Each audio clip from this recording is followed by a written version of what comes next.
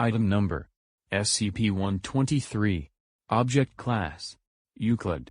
Special Containment Procedures: SCP-123 is to be held in a secured facility and is to be securely fastened to the top of a sturdy table by use of straps, chains, a net, or similar device. Absolutely no hooks shall be fastened to the device. The object and table should be centrally located in a room no smaller than 5 meters by 5 meters by 5 meters.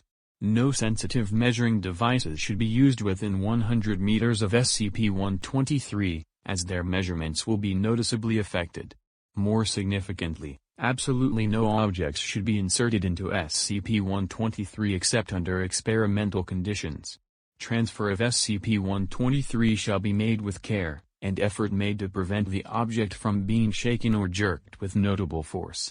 SCP-123 shall not, under any circumstances, be transported over large bodies of water by any method. No personnel below Level 2 must be allowed in a containment chamber with SCP-123.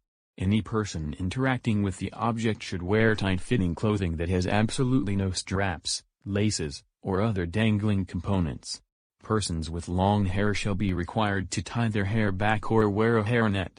Description: Object is a gray geodesic sphere, 65 centimeters in diameter, consisting of 60 triangles.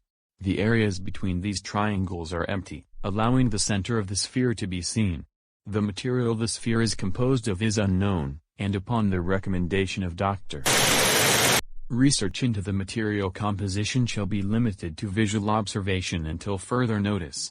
SCP-123 appears to weigh about 3.62 kilograms, though its actual mass is believed to be much higher. The geodesic sphere is hollow, save for the very center.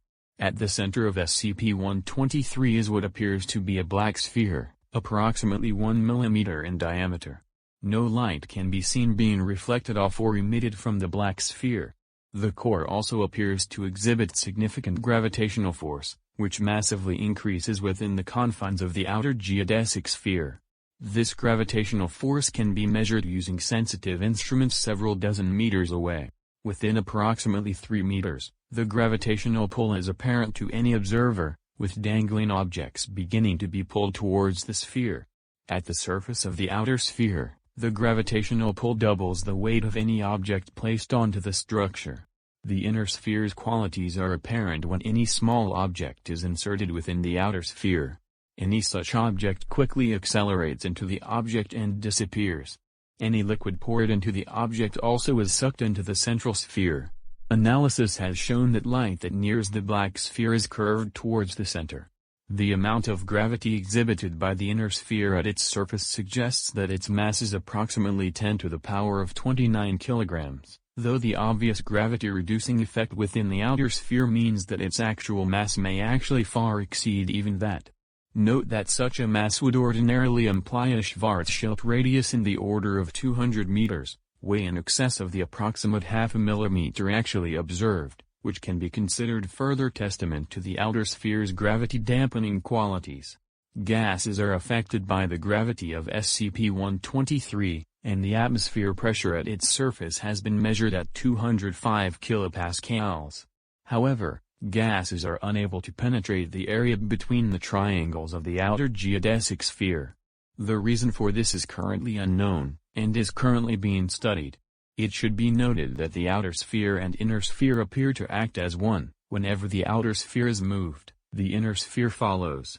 Further research is suggested into the nature of this relationship. Addendum: SCP-123-A. SCP-123 has been suggested as a disposal unit. The researcher currently in charge of SCP-123, Dr. is concerned about the structural integrity of the geodesic sphere. All requests for disposal must go through Dr. or request a formal hearing with Level 4 personnel. Until further notice, all interaction with SCP-123 is to be restricted to experimentation. Command personnel agree that further research is needed to understand the durability of the outer sphere.